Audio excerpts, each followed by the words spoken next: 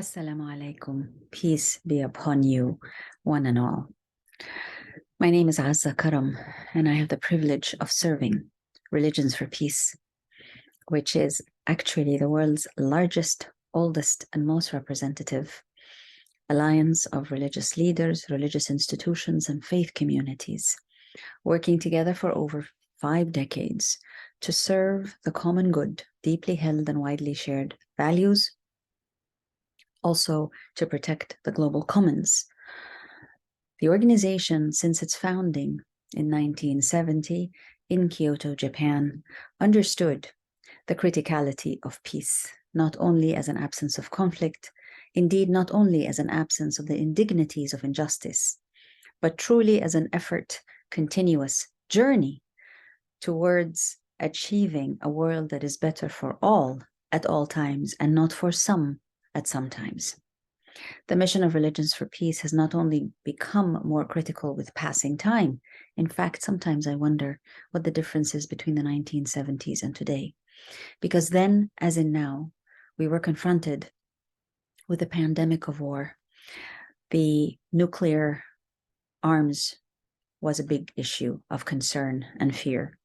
And we had injustice, we had inequity and inequalities galore. We still had a system of apartheid, however, and this is what gives me tremendous joy to address you today. Religions for Peace South Africa, our sisters and brothers in South Africa, and one of the interreligious councils, one of 97 interreligious councils of Religions for Peace that bears the Religions for Peace name, which actually is a flagship for the entire global movement. The Religions for Peace Interreligious Council of South Africa set the standard and set the bar very high for the rest of the Religions for Peace interreligious councils, because its members then were absolutely critical to the anti-apartheid movement. In fact, they were so critical that in 1994, with the advent of a new post-apartheid government, many of the members then of Religions for Peace South Africa flew the nest to become very vested and heavily engaged and involved in the running of their nation, in the running of their new nation. One of these remarkable members was Bishop Desmond Tutu. And I'm therefore even more honored and delighted to know that this particular National Religious Leaders Conversation is taking place in strong collaboration with the Desmond and Leah Tutu Legacy Foundation, as well as Heartlines, the Center for Values Promotion. There is nothing more powerful than when faith leaders and leaders of cultural, political, and generally national interests come together for the sake of a common joint mission, which is peace writ large. Again, we emphasize that peace is not the absence of conflict. On the contrary, it is the ability to deal with ongoing conflicts, because that is a part of our human nature as well as a part of our human lives.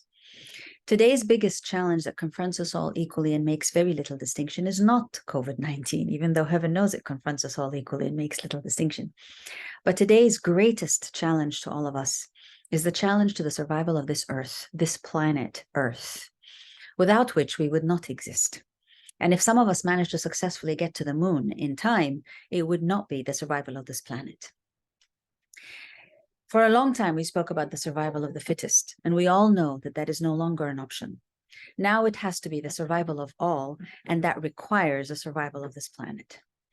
It is often incredibly difficult, even as the world wakes up, and especially governmental and intergovernmental organizations, especially as they wake up to the realization of how critical the role of religious leaders and religious actors is. It is not always easy to understand or even to prompt the religious communities and other faith leaders, let alone the political leaders, to work together. And yet the very, very basic reality that COVID-19 drilled into all of us, and that this environmental series of polycrises, war, environmental degradation, and public health pandemics, one critical lesson of all of these polycrises is the absolute necessity to stand alongside in solidarity with one another and to work together on the causes that we hold common and dear. There is no such reality that everybody's going to come together in solidarity all the time. We know this. We know this from legions of histories which have taught us that in fact, it is usually each to his own, rather than all to the common good and common benefit. But there is a formula which has proved successful time and again, particularly when engaging with faith and with religions as a central part of the tenet of our identity and our legacy on this earth. And what is that particular lesson? The lesson is that we must absolutely work together. That the only way to combat violent extremism, whether it comes in a political, religious, cultural, financial garb, the only way to combat violent extremism is indeed to work in solidarity with one another, to work together. And when religions work together, lo and behold, we come across a very interesting dynamic, which is that any form of religious fundamentalism, let alone religious extremism, becomes intolerant and intolerable to the majority. Therefore, there is an imperative. It is not a luxury. It's not a when we have time, please, we might do this. It's not a wait until we see how grand and wonderful my own religion or my own organization or my own government is. But it is an absolute imperative now, in order for us to face the polycrisis, to ensure that we work collaboratively with one another. Yes, the lesson is we can't do it all the time, but we can do it on issues that we agree are most dear.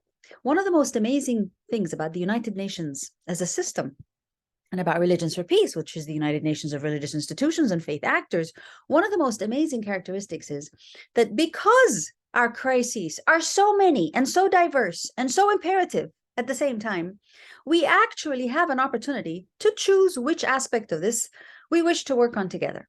You need not be committed to all of the Sustainable Development Goals agenda simultaneously. You don't have to. It would be great if you could, but you don't have to work on every single goal together. But you can choose which specific goals.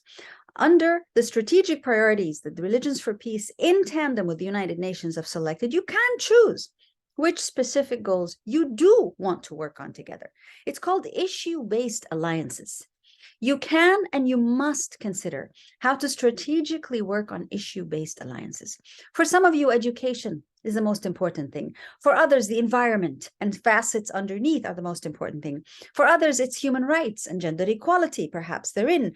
But there are commonalities to the purpose that you all hold as you come together in a cry and an absolute appeal and an imperative of solidarity. Choose. Make those issue-based alliances work for you. The only criteria is not whether you all achieve what needs to be achieved. The criteria is that you can actually work together across your differences. Indeed, in spite of and because of your differences, you manage to work together to achieve at least one idea, one aspect, one commitment together. There is much to do. And therefore, the plurality of alliances is quite all right and perhaps necessary. But it is important to work together, realizing that this earth, when it survives, it will not depend on, the United Nations or, the government of one country or the other. But when and if this earth survives, it will be a testament to the ability of human beings to believe in a very critical, basic divine principle. And that critical, basic divine principle is that we are created diverse. We are created by the divine creator to be different. We are not created to be equal. We are not created to be the same. We are created to be different. Therefore, the challenge for us to honor the divine creation is to work together to serve all, regardless of the many, many, many diversities that we will encounter that defines part of our humanity. We must work together for the benefit of all. The minute we start prioritizing which organization, which religion, which country, which nation, which community, which tribe, the minute we start doing that, that is the beginning of the end. The minute we start to go beyond to see which issues are relevant and imperative for our common survival and to work on those together, that is what our divine commitment has to be. And what religious leaders need to understand today is that we look to them for the example to set. We are no longer looking to political leaders. We have already lost Bishop Desmond Tutu, and we have already lost Nelson Mandela. We are not looking towards political leaders today because there aren't any who can possibly live up to those statesmen who lived before. But we can look towards religious leaders, and we do, so that they may exemplify the kind of leadership that transcends boundaries, that transcends barriers, that upholds the common good, and that protects our common planet and the rights and benefits of every single one of us, because we are all creations of the Almighty. That is the mission that you need to work on today. Think of which common priorities. You have, some of you work towards some of you work towards others, but you work together in order to achieve the survival of this planet and to honor the divine creation. Thank you, and the very best with your deliberations.